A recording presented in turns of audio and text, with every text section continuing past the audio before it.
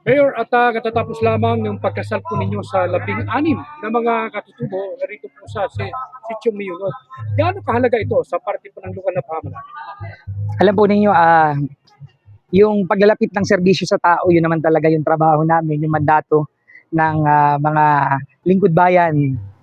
Sa halip na lumayo pa sila, so yung team natin, pinapasalamatan ko yung ating local civil registrar at bumaba po dito kasama natin sa pamamagitan nga po ng kasalang bayang ito na talaga makasaysayan dahil first time po itong mangyari dito sa Miyunod.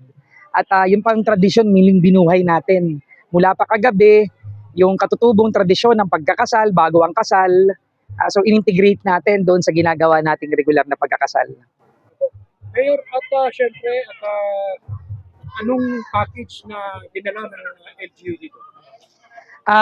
Ayun nga po sa pakikipag-ugnayan natin sa pangunguna ng local civil register po natin ay naghanap tayo ng mga posibleng pagkunan pa ng pondo bukod din sa ating personal ding tulong para masagot natin lahat yung handa, yung singsing, aras, pag-aasikaso ng papel. Marami sa kanila pinaregister pa namin at umahon din yung ating civil register's office para po maasikaso sila. Gayon din namigay tayo ng mga 50 kilos na bigas sa bawat couple, mga tokens, cakes at kaunti ding gala. Ano po at saka yung ating tradisyon, katutubong tradisyon kagabi, pag-aalay naman natin noong tabako, maskada. Yun po, tinuwangan tayo ng local government po talaga ng bayan ng Infanta sa pagnanais po natin na ibaba yung serbisyo sa taong bayan. Paano at ano ang magiging implication nito, Mayor, sa komunidad? Na syempre, naimulap natin dun sa mga kabataan na meron palang ganitong LGU ay may lokal na pamahalaan na lumapit sa kanila para mabigyan sila ng visa na sila ay mag-legal na kasal. Oo, nagagalak po tayo. Ako talaga, buong puso ako natutuwa dahil malaking bahagi po yung maramdaman yung gobyerno. Tulad po nung pinuntahan ko doon sa Nakar, sa Sitio Yukyuk, na kung saan yung mga bata tumatawid pa ng ilog. Ngayon po, dahil naramdaman nilang may pagkalinga ang gobyerno dito po sa atin, at pinagtutulungan naman namin ni Mayor Fred, kaya alaman dahil nasa Infanta ang eskwelahan, sila po ay minarapat nila maglipatan po dito. Kaya 11 pamilya ngayon yung naririto na sa paligid, nagpaalam sila sa may-ari ng lupa. Dahil ang concern ko talaga yung kaligtasan ng mga batang pumapasok na kailangan pang tumawid ng ilog, gigising ng alas 3 ng madaling araw, maglalakad ng alas 4 para lamang po makapasok ng paaralang ito. Ngayon dito na sila nakatira sa paligid, yung kanilang mga anak ay dito na po sa kalapitan mag-aaral, kaya tumitira, malapit na po sa paaralan at hindi na po matutulad dati na kailangan pa nilang umabsent pag masama ang panahon. Kaya isang kagalakan sa aking puso na pag ang gobyerno ay inilalapit natin ang serbisyo sa taong bayan, nakikita natin yung malaking impact. Personally, Mayor, bakit ganito na lang yung pagbibigay pansin mo sa ating mga katutubo? Alam, for the longest time ay ang personal na natin itong advocacy. Ako'y pinanganak ng October 4 sa paniniwalang Katoliko. Yun po ay kapistahan ni St. Francis of Assisi at patron din po ng mga katutubot kalikasan. Bukod pa doon, first week ng October dinadaos. Tuwing kaarawan ko dinadaos halos yung araw ng mga katutubo o linggo ng mga katutubo. Kaya mula bata, kinamulatan ko na yung kultura at gawi. At lalo na ngayon na mas marami pa akong impormasyong nakuha, ang mga katutubo po natin dito sa atin, napakayaman ng kultura at kaalaman at karunungan at values. Tayo mga Tagalog, 4,000 years pa lamang tayo nandito. Pero sila po ay more than 44,000 years na nandito sa bansa natin, na nandito sa lugar natin. Kaya gintong aral po yung kanilang mga karunungan na maituturing. Alam nila paano gamutin ang kanilang sarili, alam nila paano hindi magkakasakit, even family planning. Magugulat po kayo. Pag tinignan mo yung lahi ng mga katutubo, lagi may patlang po yan. May mga kaalaman sila na talagang bunga ng mahabang panahon ng siyensya din po ng sarili nilang pagsasaliksik. Kaya hindi po dapat discriminate. Kung tutuusin, wala po tayo dito kung wala rin yung mga katutubo natin. Napakalaking bahagi po sila ng pamayanan. Hindi lamang po ng Nakaro Infanta, kung tutuusin at real.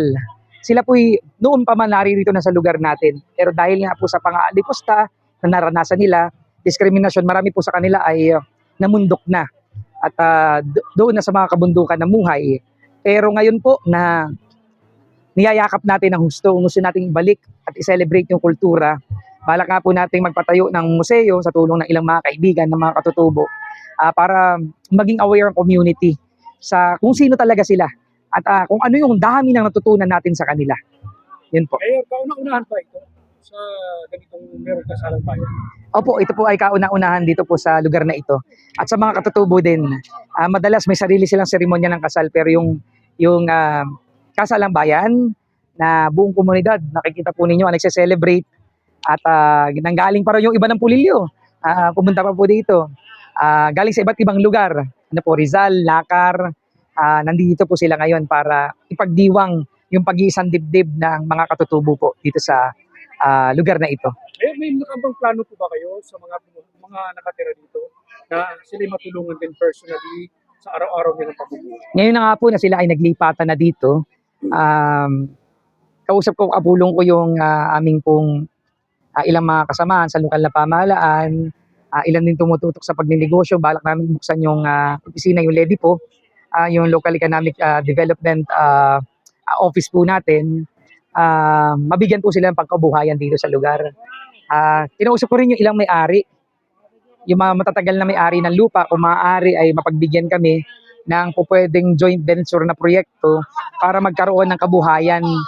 Partikular yung mga pamilyang lumipat po dito. Marami na po sila. Nasa sa mahigit 11 isa na nga yung pamilyang lumipat. Last month wala pa sila nung pumunta tayo dito.